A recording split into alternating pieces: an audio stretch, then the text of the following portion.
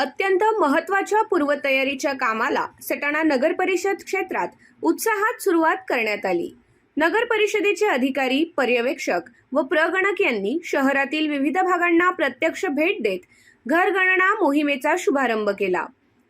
नगर परिषद प्रशासनाकडून मिळालेल्या माहितीनुसार सटाणा शहरातील एकूण 12 प्रभागांमध्ये जनगणनेचे सुयोग्य नियोजन करण्यात आले आहे। संपूर्ण प्रक्रियेसाठी शहरात 84 प्रगणक गट तयार करण्यात आले असून प्रत्येक गटासाठी प्रशिक्षित प्रगणक व पर्यवेक्षकांची नियुक्ती करण्यात आली आहे। ही घरगणना मोहीम 14 जून 2026 पर्यंत पूर्ण केली जाणार आहे। मोहिमेदरम्यान नागरिकांच्या घरी भेट देणारे प्रगणक एकूण 34 महत्त्वाचे प्रश्न विचारणार आहेत। यामध्ये कुटुंबाची सर्वसाधारण माहिती, घराची स्थिती, उपलब्ध सुविधा तसेच इतर आवश्यक बाबींचा समावेश असेल। प्रशासनाने स्पष्ट केले आहे की नागरिकांकडून घेतली जाणारी सर्व माहिती पूर्णपणे गोपनीय ठेवली जाणार असून तिचा उपयोग भविष्यातील विकास योजना आणि राष्ट्रीय नियोजनासाठी केला जाणार आहे।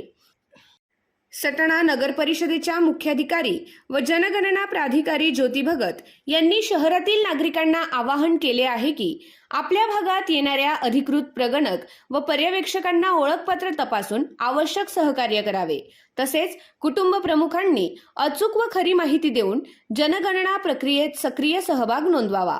जनगणना हे केवळ शासकीय काम नसून राष्ट्रीय कर्तव्य आहे। प्रत्येक नागरिकाने जबाबदारीने सहभाग घेत देशाच्या विकासात योगदान द्यावे, असे आवाहन चार्ज अधिकारी ज्योती सुरेशराव भगत, अतिरिक्त चार्ज अधिकारी मनोहर बोरसे, संगणक अभियंता तुषार बागुल तसेच सर्व पर्यवेक्षक व प्रगणक यांच्या वतीने करण्यात आले आहे।